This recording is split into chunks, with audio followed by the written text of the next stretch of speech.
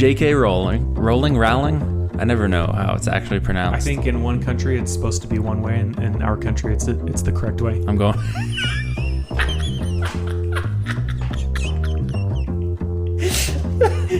Perfect. I've been saying it right the whole time.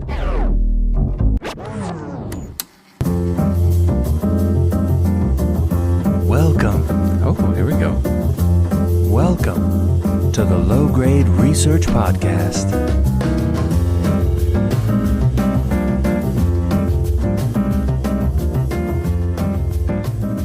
Anything exciting going on? I did learn something kind of cool. Okay. You ever heard of cosmic rays? Cosmic rays. Yep. Oh, like R-A-Y-S? No, just like Cosmic Ray, the dude selling hot dogs. Yeah, I know him. I'm Cosmic Ray. Well, it's like rays Hot dogs. like R-A-I-S-E or R-A-Y-S? Got one pocket full of ketchup and one pocket full of mustard. You can take as many dips as you want. Just dip it in. All right, tell me more about cosmic rays. Let's take a little hop over to the Institute of Physics, or IOP, as they say. No affiliation with IHOP. Oh, I had no idea. I'm going to totally butcher this, and I should have looked it up to verify my information beforehand, because I can't even give credit to the guy that created this. Actually, let's try one more thing here. So this dude named C.T.R. Wilson, in 1896, he created something called a cloud chamber. So it allows for the visualization of paths of charged particles, including cosmic rays, as they ionize the vapor within the chamber, creating visible trails. Right? Whoa. So it's a lot of words. Yeah, I want to show you a video of this, and this is not going to make for great content, but maybe we can post it on our social media page. Essentially, what we're talking about is a little chamber that is filled with some kind of like alcohol vapor or whatever. Right. And they call it a cloud chamber. But then as a charged particle, like a cosmic ray, like an ion coming from the sun, flings through the galaxy, and then our solar system rather, and then makes it to Earth. You can see it in the chamber, essentially. Like, you can't see it, but you can see the path that it creates behind it. Right. Because it'll rip through that alcohol vapor inside that chamber, and then you can see a little trail, kind of like a trail behind a jet. Right. So this is cool for a couple reasons, mostly because of what cosmic rays can do to our electronics. So like this guy in 1896 or whatever, 1886, I think I said, 96, invented this, and then like computers weren't a thing then, but as we have started becoming more and more computerized as we go, we've also found that cosmic rays from the sun can disrupt computers and disrupt their code. So really, they've had to start putting in protections in electronics to prevent from cosmic rays, like airplanes and stuff. There have been airplanes that have gone down because of cosmic rays. But like this charged ion particle will go through and go into the computer and then like cause code disruptions within there that cause things to happen. All right. They don't tell you about this when you're buying a self-driving car. Yeah, no. And you're screwed, baby. Here's the thing. It's a great vehicle, but you can't drive it in the sun. That's so stupid. Yeah, so I think that's pretty cool. I wish that I remembered a little bit more details about that so we could talk about it better, but if there is a really great resource on the internet called Wikipedia, and they have a page about cosmic rays, and it's a lengthy page about cosmic rays. Real big page, so go check it out. Sweet. Maybe we'll do an episode about that in the future. Cosmic Rays. Great name for a band with all members named Ray. I also think genuinely it's a great name for a dude named Ray selling hot dogs. Selling hot dogs? Selling ice cream. Grab a spoon, it's in my back pocket. That's Cosmic Ray left. Right there. You gotta give it back so I can wash it. Selling ice cream one spoonful at a time. Yikes. One tarnished silver spoonful at a time. Brutal. Wow, that's actually really interesting. Yeah, it was very interesting. If I'd gotten any of the facts correct, then it would have even been better. But, well, you got enough right for me to understand. Well, I got at least the most important part, which is you can find more information on Wikipedia. Yeah, go check it out. And that's all we need to know. Go check it out. What about you? What's going on? What's shaking, baby? I didn't learn anything that cool, but this last weekend You I learn went. things as hot as the sun. No, I did not. Bummer. I didn't learn anything, but I had a fun experience. Okay. My wife and I went to an Imagine Dragons concert over the weekend Whoa. with her parents and her sister and brother-in-law. Was it weird to watch your in-laws dancing? It was kind of weird, because They're going to listen to this too, so I know careful. they're gonna. It wasn't weird to see gosh, it wasn't weird to see them dancing. But check out this hole we've already dug. For I didn't ourselves. realize how big of a fan my mother-in-law was of these guys, and so it was kind of cool to get to go to this concert and experience that with them. Sure. And then kind of the week prior, hear my father-in-law talk about some of the cool shows he'd been to as a youth. Yeah. Because he grew up in California, so obviously there's a huge music scene in Southern California, and he was all up in that and Cool. had some cool experience. But no, they were. I've never been a huge Imagine Dragons fan. Sure. They started. If you listen to us, we're out here in Utah, We are. and Imagine Dragons started out here in Utah, Yep. and so they kind of have that piece going for them, especially with the crowd here. Hey, this is one of our hometown bands type of thing. Sure. And they were really vocal and appreciative of that. This is where we started. And we always have such great shows here. And we love this crowd, and they're really cool and appreciative of all that. But I've never really been a big fan of them. It's not necessarily my scene. I know their stuff, Yeah. but I've never been crazy about them. Did But it feel was the energy higher there than other concerts you've been to? well, I was gonna say this show genuinely exceeded. I knew it was gonna be good. It genuinely exceeded all expectations I had. Really? They were absolutely fantastic live. Sweet. They had such a cool energy. They had such a cool feeling, and their lead singer, Dan Reynolds, Yep, is his Dan.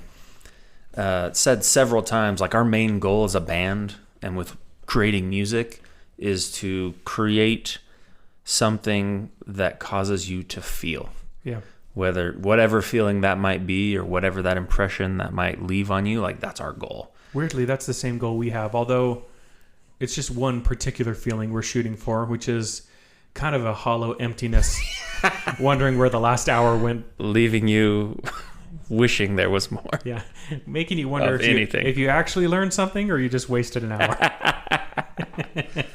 So yeah, genuinely very good, and I'm much more of a fan of them now than I was before. Wow, nice. So if you get a chance to go see Imagine Dragons, go see them. It's And I think one last thing I was going to say is I think because they are kind of a local band, they started here, I didn't realize how big really they were. sure. But they're huge worldwide. Oh yeah, They're massive, massive. crazy big. So that was also they're kind of as cool. big as you can get. They really are. Yeah. Yeah, they really are. I think I looked on Spotify, and I think they're in the top 30 listened to artists on Spotify, Holy smokes! which is wild to think about. I want to look up. It's going to start auto playing anything and everything as soon as I open Spotify up. But I want to see out of their Smoke and Mirrors album, 2015. But there's a song called Gold, which is genuinely a great song. But there was a year, I think probably 2017 or maybe 2018. I listened to this so much in that year that in my Spotify Wrapped, it included I'm sure I'm not the only one that got it, but it was a little snippet from Dan, the lead singer, saying hey, we just want to include a special shout out for some listeners that were in our top 1% of listeners or whatever. That's awesome. Oh shoot, I've listened to a lot of that song. It's just the one song, too. Yeah. Dude, Well, there were a couple other, but I almost did the same thing with the Arctic Monkeys a couple years ago. how could you? Where there not? was 3 songs that I just listened to on repeat, and it was my top played band of the year. I was I've listened to 3 songs all year. That's and not that's a bad thing for Arctic Monkeys, though. No, and they're so good. And I've been to one of their shows, and they were awesome. That's awesome. They were so cool. Dude, it's so crazy to think about Imagine Dragons. They played shows at the Velour in Provo. Yeah, which is just this really small music club in downtown Provo. It's so tiny. maybe there's 100 people in there and it's wall to wall. Oh yeah, like you could pack 100 people in, but it would be But no you'd be room to crammed. breathe. Yeah. Yeah. Which And is, it's wild to think and it's about. 100 people of the most stuffy, Yeah. like stuck up hipster people that you can possibly be around. So my wife's actually seen them maybe because they were playing in the Velour like in the late 2000s. Yeah. Is when they started forming. And when she was in college, she went to the Velour with some friends and they did like a special appearance. Very cool. And like came back and just did a quick little, just a few numbers. So she got to see them in the Velour in like the mid 2010s, whenever that was. I can't What remember. a treat, dude. I know, how cool is that? You'd have to pay such an ungodly amount of money to get them to perform for that small of a crowd. Yeah, to get that kind of Yeah. close-up Well, show like that. Yeah, unless, I mean, Intimate show? They probably still show up and do that at the Velour. I wonder was the last time that they've done that. Man, they're almost too big that I feel like you can't do stuff like that, you know? It'd be really hard. Just get like fanatics that come in and want to... Touch them. I was going to say Sugar Ray 'em, but What? I'm not really sure. It's not a phrase. It is today, baby. If it is a phrase, please write us in and tell us Is that just what being Sugar Rayed means. beating somebody up? Oh, like the boxer, Sugar Ray? Yeah, that's what I was thinking of. Oh, man. Well, you got to Google. Let's do that. What does it mean? Oh, my gosh. Oh, my. I'm not going to read that over No, the I'm not air. even going to see where... I'm not even going to say...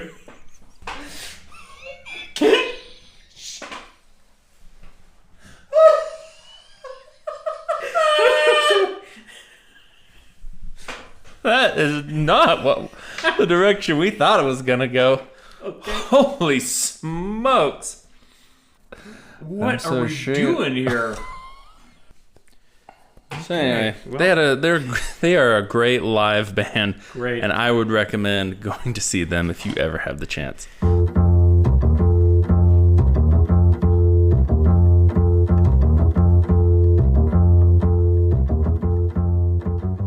Hey, thanks for sticking around, everybody. Thanks for sticking around. We're back. Hopefully that was a message from one of our many sponsors. Go check them out. Go check them out. So It's last your pick week, this week, right? it is my pick this week, and I decided to just take a.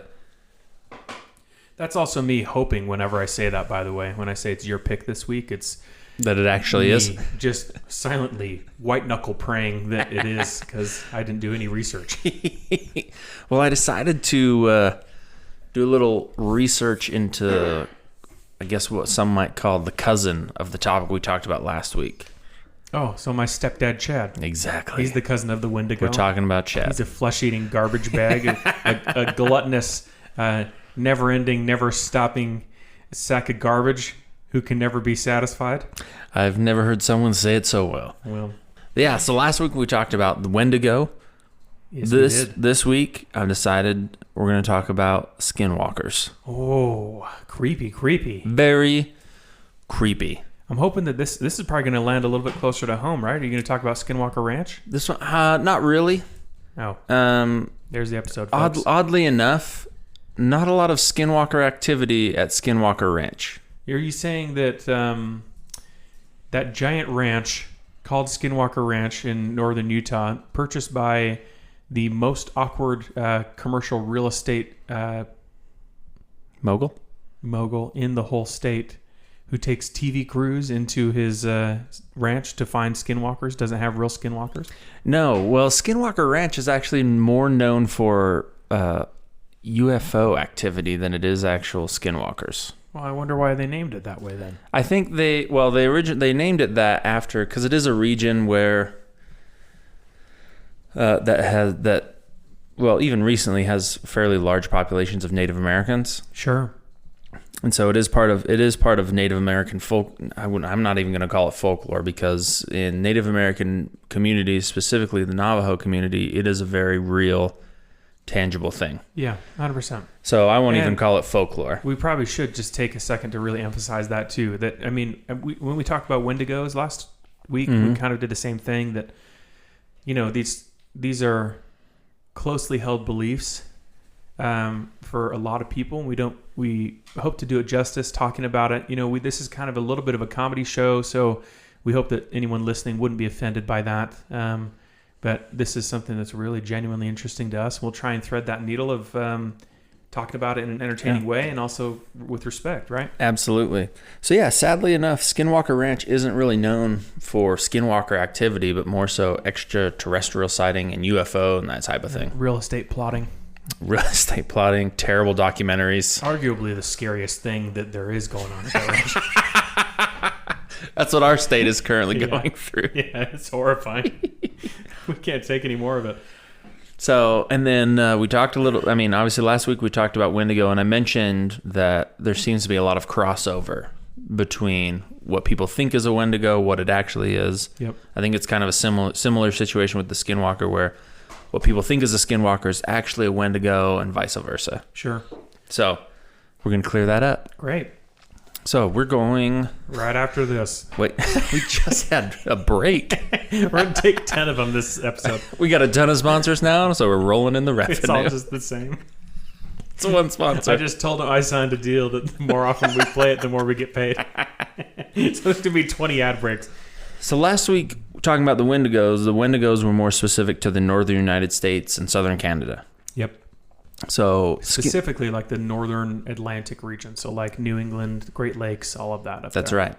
Now, the Skinwalker is more so related to a specific Native American tribe, specifically the Navajo tribe. Okay.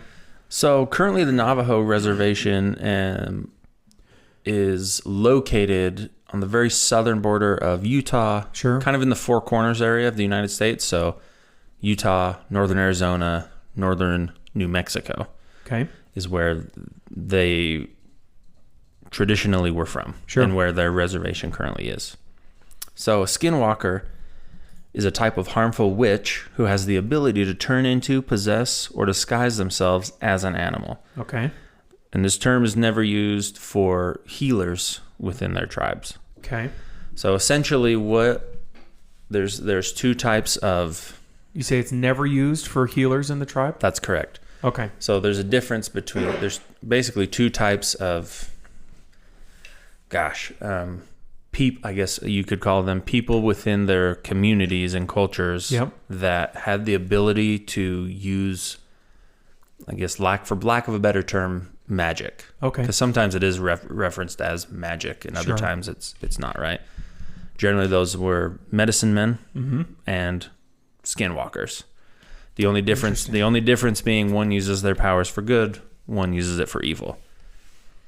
So, and typically, that to become a skinwalker meant you started learning about these same healing techniques and modalities and things like that, but instead you went the wrong way, and usually your transformation to becoming a skinwalker was completed by you committing some sort of heinous act.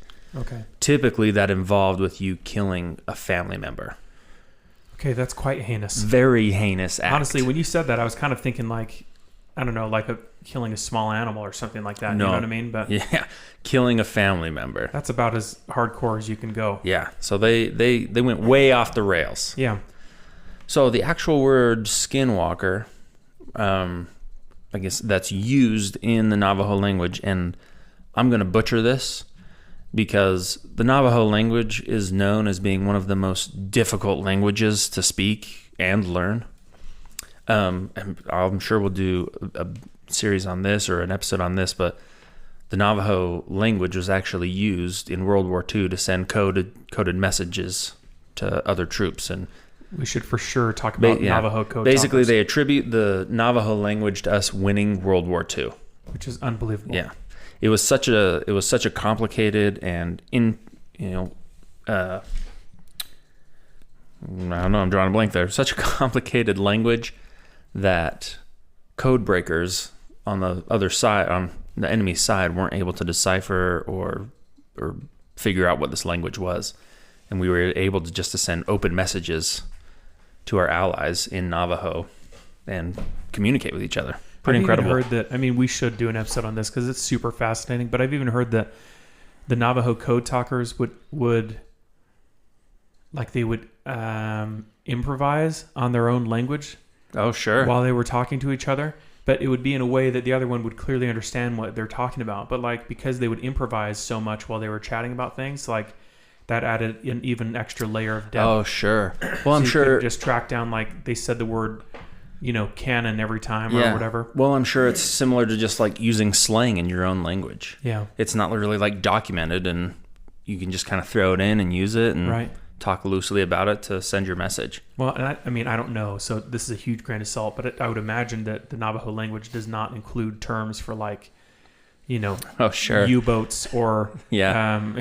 tanks or, Yeah. whatever it might be. Yeah, So, that's very true. so even them talking about it, gosh, we should do an episode, but I would imagine that even them talking about it would be referring to these different things with like a close adjacent that like, To things that they could reference within their own culture. yeah. So like a U-boat might be like a whale or something, or Sure. a tank might be like a buffalo, or you know what I'm saying? Yeah. Like, Yeah. that they would know what each other are talking about, but then it's just completely nonsensical. Yeah, we'll have to look into that. But Gosh, yeah, we should. That's a great it's idea. a really cool story. Yeah. So anyway, the word for it is, oh boy, here we go. Yi Naldolushi. Forgive me. Yikes. Which directly translated is, by means of it, it goes on all fours. Ooh, Yeah. that kind of hits home different, I doesn't know, it? right? So as I said before, a skinwalker is a harmful witch who has the ability to turn into possess or disguise themselves as an animal. Sure. A lot of times, the animals that they possess or turn into are typically animals that are associated with cunningness or like untrustful animals. Okay, so like a fox or a snake or Typically, in a lot of situations, typically it's a coyote, oh yeah, that's a great choice. right? Which, if you've ever been to southern Utah, northern Arizona, there's plenty of coyotes. Yeah, there's more coyotes than people in some of these towns. Yeah. Yeah. So because skinwalkers are shapeshifters, Yep. because they are shapeshifters and typically shapeshift into an animal such as a coyote or a wolf. Sure. A lot of people outside of the United States view skinwalkers as like the Native American version of a werewolf. You say people outside of the United States view that? More so outside of the United States. Sure, okay. Because inside the United States, we kind of, it's a little closer to home, so we're a little more aware that understand it's like that's a not a distinct thing. werewolf. Yeah. Yeah. We kind of have our own cultures and taboos about what werewolves are. I can see where that would come from though. For sure, yeah. You know what I mean? Absolutely. Yeah. Essentially that's what, I don't even want to say, essentially that's what it is. There's a lot of similarities Sure. as far as it's a person who, when you see them, they seem like a normal person, but then shapeshift into another animal. Yeah. But as I've said before, they also have the ability to possess or even disguise themselves as an animal. Okay. So let's see here. So Wouldn't disguising yourself as an animal be the same thing as shapeshifting into an animal? probably it made it seem maybe more so like, because it talked about when they shapeshift into an animal, they take on its cunningness and its abilities and things like that. So Okay. maybe when they disguise, they maintain their own demeanor. Yeah. About that. The tricky part is, I'm going into this right now, I guess. The tricky part is that we don't know a ton about skinwalkers Okay. and even the folklore behind it, because the Navajo people are so hesitant to even talk about it. Sure. So Well, I can imagine why. yeah, absolutely. Well, and so a lot of spokesmen and people and intellectuals that are of the Navajo Nation have said that the hesitancy to talk about it kind of falls into two categories. Okay. One is that skinwalkers are so deeply embedded in Navajo tradition that it would be hard for them to talk about and explain them without you knowing more about the culture and the taboos that Sure. are within the Navajo culture. Right. So it's kind of like, yeah, I could talk about it, but I'd have to tell you all this other stuff about our culture, and you'd have to understand it in order to understand this little piece. So not only would you not be able to speak their literal language, but also can't speak the proverbial language that gets you on the same page. Exactly. Okay. So that's one. The second piece of it is that talking about a skinwalker, and this is not specific just to Navajo culture, but other cultures, talking about these sorts of evil invites that evil to be present. Sure. Right? So talking about and discussing a skinwalker invites them into your circle. Which, I mean, that's something that we grew up with, But totally. in our own culture Totally. in Utah. You know what I mean? You I mean, talk we're- about evil, you invite evil. Yeah, we're only a couple hour drive away from their reservation. So it's like, and I mean, like in elementary school, there were kids in my class that were Navajo. Yeah. So like it's like it's a fairly close to home type thing for us, right? For sure. So, and what's dangerous and what they talk about that is when these people come into your circle, they're just humans. They're just a regular person, and you Right. don't know their motives. They could be someone could be a skinwalker right in front of you, looking for their next victim. And so it's another reason why they're so hesitant to talk about it, because within their culture, it is such a real and tangible thing and experience that it's just not something that they really talk about, especially with outsiders. Sure. So, which just not knowing more about it makes it creepy itself. Yeah, 100%. Right? So, but because of that, sadly, we don't have a ton of information more about what they do and what some of more of their powers actually are and things like that, because they just don't like to talk about it. Oddly enough, too, in doing some of my research, I was just kind of looking for, I wonder if anyone else has talked about it, like, because you hear different stories, because we've kind of grown up about it, and we've both had friends that have lived next to reservations, and they've talked about different experiences. Or have family that live in reservations. Yeah. For sure. Like if people are willing to talk about their experiences, and just a little bit of research that I did online, I could find no accounts of people relating experiences they had with skinwalkers. That seems crazy to me. Right? That people were so like, I ended up on Reddit, and someone posted Source of all truth, baby. Source of the common man's truth. Other than Wikipedia, that's the most trustworthy place on the internet. Reddit is just firsthand experiences of the common man. Yeah, completely truthful firsthand experiences. But I ended up on Reddit, and like the main article was, hey, has anyone had firsthand experiences with skinwalkers? Like, I'd love to hear more about it. And the only comments following that were like, yeah, we'd love to hear more. Like, who's got a story?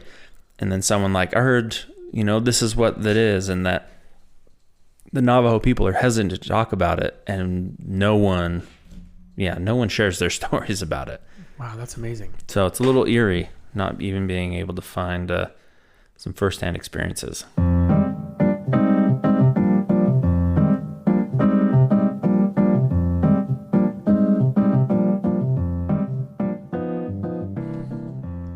So, let's talk about some characteristics of skinwalkers within the Navajo culture. Okay. So apparently the one thing that I found interesting is that there's actually several types of skinwalkers. Okay. Once again, it was incredibly hard to find any information on this because the Navajo people are so reserved about it. Okay. So basically what I could kind of stumble across, or the conclusions I kind of came up to, is that perhaps it's broken up into the types of animals that they transform into. Okay. Because they don't just exclusively transform into coyotes. It could be it could be snakes. It could be bobcats and other things and like that. Right. So that's honestly the best I could come up with that as far as what types of skinwalkers there are. Did it talk about like the variety of animals? Like, was there a more comprehensive list? No, it basically just said animals that are associated with malevolence. So I think that's why typically we think of it as a coyote. Yeah. Because they're usually coyotes are scavengers, they're mangy, they're cunning, so they're not a trustworthy into animal. Your property and eating your chickens. And exactly, stuff. Yeah. Exactly. So that one's kind of the big one. Some of the other characteristics of a skinwalker are, well, one, they're evil witches. They're seen as the opposite or the antithesis of all traditional Navajo values. And they perform malevolent ceremonies using manipulative magic. Man, you're struggling today. Words are tricky. But if you've listened to this podcast, you know that that's true for me. You know what, man? You got a lot of other great qualities. And sometimes you skip up over a word, and who cares? I appreciate that. All right, the second characteristic is that they are shapeshifters. Okay. Skinwalkers can transform into any animal, but typically, as I've said, take on the form of coyotes. Also, they've been said to take on the form of wolves, foxes, and even bears. Yeah. So any of those. Man. Which are all typically animals of prey. Right. Which makes them very scary. Especially a bear. Yeah, dude. Especially a bear that has human cognition and malevolence. Yeah, not good. Oh, thanks. They all have supernatural powers. Okay. And skinwalkers gain their powers after committing a heinous act. That original heinous act, or do they gain more power depending on what they do after? Or does it say? It wasn't clear. It seems like they gain their powers of shape-shifting and, their trickery after that big heinous act. Sure. And then they're free to go about and carry out their own agenda. So the next thing is that typically they are blamed for everything. In the Navajo society, skinwalkers were blamed for many things, including crop failures, bad marriages, sicknesses, and sudden death. Sheesh. So really any negative thing that happens within their cultures and tribes can be blamed on a skinwalker, putting that bad magic upon, whatever. Right. The next is possession. That people can be possessed by a skinwalker by looking them in the eye. So, yeah. Gosh, how do you even prevent that? And they just look like a normal person to you. And then the other scary thing, which is the last characteristic I want to talk about, is their knowledge of medicine. Because as I talked about before, they took that same path, right? They learn up with the healers of the tribe, but then at the end and through the process of it, decide to go the other direction. Right. So they know everything that the medicine men and women, it's not gender specific. Sure. There's both male and female skinwalkers as well as medicine men. Okay. They know all of that stuff in addition to all of the dark magic that they've come to experience. Right. So they're just as knowledgeable and powerful, but they also know all this other stuff that can get you. All the good stuff, because they know what to look for the good stuff too. I mean, not to get too punny, but it's essentially a wolf in sheep's clothing, right? 100%. Right. It's 100% what it is. Yeah. You got any questions? Is that it? No, I'm not quite done, but I figured this was a good spot. Shortest episode we've ever done. I figured this is a good spot to answer some questions if you got some. By the time we edit out tangents, it's going to be 5 minutes of content. Gosh, I mean, can I say something kind of blasphemous? Sure, let's hear it. Because we're a show based on Wikipedia. Mm-hmm. But sometimes I wonder if we need to use... I'm getting shivers. More sources than Wikipedia. How dare you say that? Okay, here's the thing. Because I was finding so little on Wikipedia, I looked for other sources. Okay, good. Because when I did Wendigos last week, I for sure looked at other sources. Oh, I know. And yeah. we typically try to use our main sources, Wikipedia, to be true to the concept of our podcast. But there's obviously got to be a little branching out. Yeah. Well, right? And some of these pages are only like, it's like 3 paragraphs long, and then you got to go find, but there's more out there. You just got to go find it, right? And that was the tricky part with this one, is that there was so little more out there. Yeah. And if you can believe it, other websites and sources that I found that had even less information than a Wikipedia article. Jeez, man. Which I can believe that. There's some really in-depth Wikipedia articles. That's true.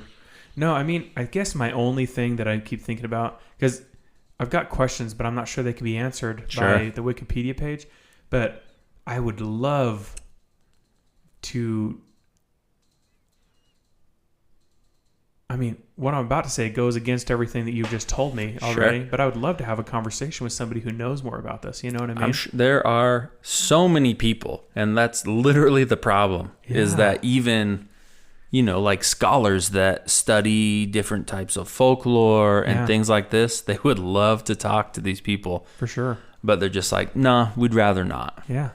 Which, more power to Yeah, them. respect. No, Yeah. respect. And Like, you don't need you to don't need to talk go to- digging where you're not invited to dig. You don't need to go talk to two random white boys on a podcast just because Yeah. they want to know more about it. But we really want to know. I really want to. No, but I would love. I mean, even if we didn't record anything, if somebody out there knows someone who has more information about this firsthand experience or cultural experience, I would love to have a chat. No, for sure. We can we can do a little backyard fire and a little roast up some stuff and have a good conversation and That'd learn be a little wild. bit more. That'd be wild. Anyway, yeah, so that's kind of where my mind's going. I would just love to know more in as respectful a way as possible, because this stuff, Absolutely. like you said, we've grown up kind of adjacent to all of this, and I think that's why I have so much more of a respect for it. yeah, Because I know you and I have had conversations where we talk about different like ghosts and folklore and Sure. different things like that, and maybe what we believe in, what we don't believe in. And whenever we end back up on things related to Native Americans, I think both of us are always like, nah, like I think that is real. yeah, it's in a different category. And I don't know if it's because we grew up close to it, or if there's just enough where it's like, no, they know more than we think that they do. And there's something real about when they talk about it. Well, and maybe not even they know more than we think they do, but they know more than we do. Oh yeah, that's a better way to put it. That's a better way to put it. Because I think that there's something to be said for the deeply cultural and connected intergenerational knowledge that they've got Absolutely. that we don't have, Absolutely. But even I've been getting more this way recently in recent years, but especially since we started doing this show, like my mind goes in searching for misconceptions now. So Oh, for sure. like all the thing, because there have been a lot of shows we've done already where even ones I'm presenting on where I thought that there was a certain way about something, and then it gets completely blown out of the water. And either the Wikipedia article is completely wrong and I am getting a new understanding based on garbage, or my understanding to begin with wasn't very good, Yeah. And so I've started looking for things that are more aligned with that my understanding just probably wasn't great at that thing in the first place. Yeah. And then you start looking closer to home and all the things that you're surrounded with and wonder how many of those things you've never bothered to give enough attention to, right? So things like culture of other people that live in the same state as I live in, what their experience is like, what stories they pass down to each other, how they relate to each other. Like those are all things right around the corner from us. And it's not, other than the people that we know that are Native American, it's not like, I don't know about you, but I've never sought that out to try and learn more and deepen my experience. And I think I'd be really interested in doing that, even if for the show or not. Sure. Yeah, I get that. Yeah. Absolutely. So anyway, there you go. Soapbox. I'll fill it back up. There you go.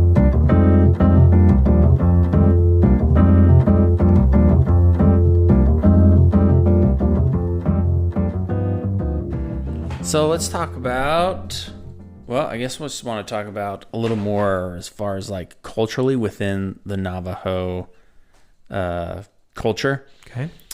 Skinwalker stories are told often to children to teach like morals and to show stories of like right and wrong. Okay. And things like that. Or, specifically they said that Skinwalker stories told among Navajo children may be complete life and death struggles that end in either the Skinwalker or the Navajo killing the other, or particular encounter stories that end in a stalemate. So they kind of use the Skinwalker to teach their children principles and things like that, stories of courage, stories of pushing through whatever it may be, to kind of drive home a point to their children. I think it's interesting that it points out that the skinwalker doesn't lose every time. Yeah. That's a really interesting thought. Yeah. Oh wow, yeah, interesting thought. How Great. about that? All No, right. that wasn't one that I thought about. So No, I'm just saying, like, a lot of the stories we tell now, or that we even hear or tell our kids or whatever now. Oh, like, sure. It's like the bad guy loses and the good guy wins. But I think I tend to appreciate the ones where that doesn't happen all the time, because that's not real life, you know. Yeah. But I guess that's just, I've got respect for the way that they've. If that's truly indicative of how they talk to their kids. Yeah. In No, this I way. get that. That's a really good point. Yeah. A lot of non-native interpretations of skinwalker stories typically take the form of like a partial encounter. Okay. Where they're like traveling along the road and temporarily become vulnerable to their surroundings, but then escape from the skinwalker in a way that's not typically seen in traditional Navajo type stories. Okay. What does that mean? So like, well, they would probably have a different interaction than like you or I would. Okay. Where like, oh, they would recognize that's a skinwalker. Here's what I need to do. Here's how I approach it. Whereas we might be like, nope, I got back in my car and drove away.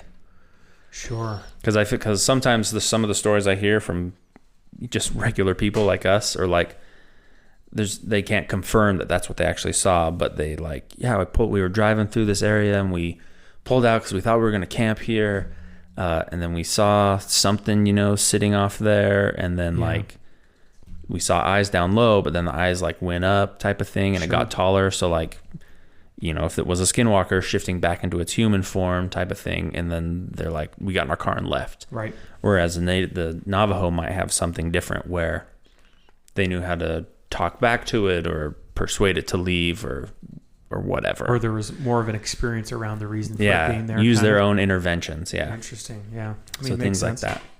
Yep. And sometimes Navajo children take European folk stories and substitute a skinwalker in for like the generic killer in whatever Really? European folk story. Yeah. Okay. So a popular one that was referenced was, have you heard like the story of the Hook Man? Like the guy with the hook hand. The couple that's out in the woods and yes. they're kissing in the car, and then like that escaped lunatic has the hook hand and comes and kills them. Yeah. So they reference that specific story, saying that they'll just replace the hook hand guy with a skinwalker. Yikes. I know, right? That's terrifying. I don't know which one I'd rather confront. Well, the hook hand guy just needs a case of beers. He's just lonely. He's lonely. Yeah, the other one's a evil medicine doctor. Yeah. I know exactly which one I would take. The one who doesn't have supernatural powers, that's the one I'll take the guy who's nothing without his hook. I'm pretty confident I can overpower a crusty old dude with a hook hand. I'm 0% confident I can overpower a skinwalker. Yeah, right? Oh, too good. All right, so you want to talk about a little controversy? Mitch, I would love nothing more. Yes. I thought you'd never ask. You had me at controversy. Okay, and this is going to take a weird turn. Oh, doesn't it always? Because I ended up on a website, and when it's not that kind of website, but when I ended up on it, my wife saw what I was doing, and she's like, what are you doing there? Research. I was like, you would be surprised at what led me to here. Sure. I ended up on HarryPotter.com. Wow. Yeah. Okay. Can you believe that? I can't. Actually. Okay. I'm as flabbergasted as your wife. So, J.K. Rowling, I never know how it's actually pronounced. I think in one country it's supposed to be one way, and in our country it's the correct way. I'm going...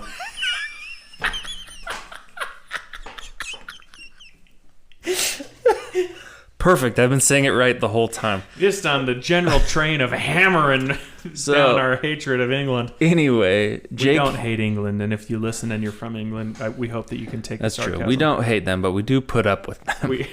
We are so glad that and I'm talking about you, coworker. Oh my gosh. I'm trying to dig us out of this hole. You got to remember, we left them. I'm putting dirt back in the hole. Quit taking it out.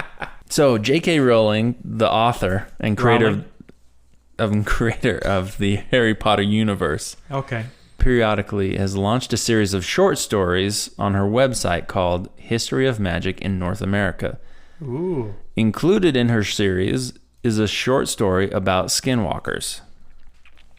Well, I looked up J.K. Rowling Skinwalker, and the first thing that pops up is J.K. Rowling under fire for writing about Native American. Native American wizards. Let me read this. A spokesperson for the Navajo Nation. Sure. She's also a founder of a website called Native Appropriations. Okay. And I just have her last name here. Her last name is Keene. I know it's somewhere else in part of the article that I read, but here we go. Adrienne Keene. Okay. She's the founder of the website Native Appropriations, has written in response to non-Navajos incorporating the legends into their writing. Sure. Specifically, she's talking about the impact when J.K. Rowling did this. And she says that when this is done, we as Native people now are opened up to a barrage of questions about these beliefs and traditions. Yeah. But these are not things that need or should be discussed by outsiders at all. I'm sorry if that seems unfair, but that is how our culture survives. Interesting. So J.K. Rowling under a lot of heat for trying to write a story about skinwalkers. By that definition, I guess we're probably included in that as well, don't you think? Possibly. I mean, it seemed, J.K. Rowling in her writings took a few liberties in creating it to adapt to, a little bit more on the magical side. So essentially, I guess maybe what you're saying is the difference is that we're not trying to dilute that culture and mix it into other things. Yeah, we're just talking. Whereas you can argue that that's what happened with that story. Totally. Sure. I think that's the main difference. Sure. So yeah, when I ended up on the Pottermore website, my wife was like, "All right, nerd, like, what are you doing?" And I was like, "You would not believe what led me here right now." Some guy on Reddit said I'd find the answers here. No, so yeah, that's actually referenced in the Wikipedia article. Wow. So yeah, kind of interesting there. But gosh, that's really all I got. I'm sorry, there's not more. Oh, I guess the last thing I should talk about. Let's talk about avoiding a skinwalker. Okay. So there's actually a lot of similarities and crossover to when encountering a Wendigo, as we talked about last week. So, one, don't run away from it. Sure. Typically, in their transformation, they take on these animals of prey, and if they see something running away, they're coming for you. Okay. So, try and remain as calm as possible. Whereas in the case of a Wendigo, they are hungry as all get out. They are hungry, They're but going to eat you. You are supposed to remain calm and kill its heart. Good luck. Anyway, frankly, remain calm, try and back away. Okay. Don't look it in the eye. Sure. Because when you look it in the eye, you can get possessed. If it's in its creature form, a predatory animal takes looking in the eye as competition. Okay. If it's in its human form, it can possess you. Sure. So there's no winning there. That's not a winning situation. Don't look it in the eye, but don't turn your back on it. Walk away. Try and find a safer place. Get back in your car. Leave your camping stuff. Drive away. Man, what do you even do? Get away. And that's as best as I can give to you. But it did mention those things. So I thought I would share those with our audience. I'll tell you what. There's no hope, but don't look it in the eye. Yeah, I was going to say, that's literally not helpful at all. Don't look it in the eye, but you're not getting out alive. Anyway, thanks, folks. Good luck. And those are your tips for staying safe. So after talking about all of that, I hope that kind of clears up some of the discrepancies between Skinwalker and Wendigo. Yeah. Because I think, we talked about last week, I think there's a lot of crossover where I used to think that Skinwalkers were these tall, lanky creatures, where in fact that's actually what a Wendigo looks like. Right. So yeah, I mean, I think that buckets into what I was talking about earlier. Like you have stuff that's around you enough that you form your opinion without knowing, which is something we're all super guilty of. But for sure, yeah, for sure. And we're kind of like, oddly enough, we're like almost right in the center of like both of these cultures and their lore. You know what I mean? How so? Well, like the Navajo Nation. Nation. Geographical center? Like geographically. Oh. Like the Navajo Nation is right on the southern border of our state. And as you go north of our state, like we're right in Wendigo territory. Are we? I mean, northern United States. Oh. Yeah, I guess so. and stuff like that. Sorry, I'm not trying to argue with you. Well, looking on that map from last week, like Yeah. it dips down into. It's not just the very border, but it dips down For sure. a bit, right? Yeah, for sure. So anyway, we're like kind of in the middle of it, and so I think that's why growing up there was a lot of like crossover. Yeah, that makes sense. You know what I mean, Yeah, but we're not like fully into it either direction. Correct. Yeah, I see what you're saying. Yeah. So I hope this was helpful. I'm sorry there's not more information out there, but truly, people are just not willing to talk a lot about it. Well, and I suppose, I mean, I expressed earlier in this show that I would love to know more about it, even if we didn't record it. But maybe I'll take that back a little bit. And I mean, after what you said, I can respect. Sometimes there's secret things, and sometimes there's sacred things. Sure. And sacred doesn't necessarily mean like wholesome necessarily. You know what I mean? But like, I think there's a difference between those two things, and you don't talk about secret things all the time, and you don't talk about sacred things either. You know what I mean? And totally. I think that deserves some respect too. If that's it's their culture, it's their history, it's theirs. Yeah, absolutely. But anyway, there you go. There you have it, folks. well, we still cranked out a regular size episode, and that was really interesting. Oh, absolutely. I think there was enough to talk about there for sure. For sure. Yeah, for sure. For sure. One more time together. For sure. Awesome. Well, if you guys have more questions, you guys can send them to us. Please. You can hit us up on our email, hello@otherbrothers.studio. You got it right, baby. I get it right all the time. You don't. And if you want to check out our Instagram or send us a DM, you can do so at Low Grade Research Pod. Right? That's exactly right. Okay, you almost always say that part, so now I got nervous. That'd be bad if I made I fun of you realized and then that got as it I wrong. started presenting our email address. Don't take my job. But yeah, we'll read all of your messages. We'll even respond to most of them. Some of them. I'll respond to most of them even. Yeah, fair enough. So yeah, check us out. You guys can also follow us at Other Brothers Studios for additional updates on upcoming seasons. Yep. Anything exciting we might have going on with the show or even our sister shows. Yep.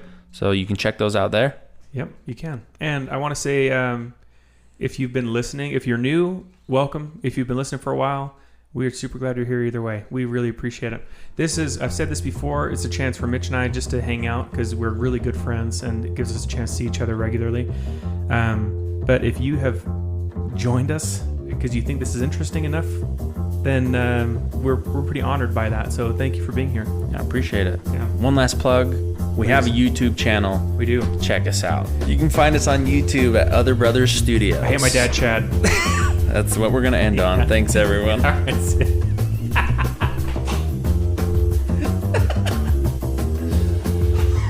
Sugar Ray, my stepdad. Oh my lord. I've never been so shocked about the definition of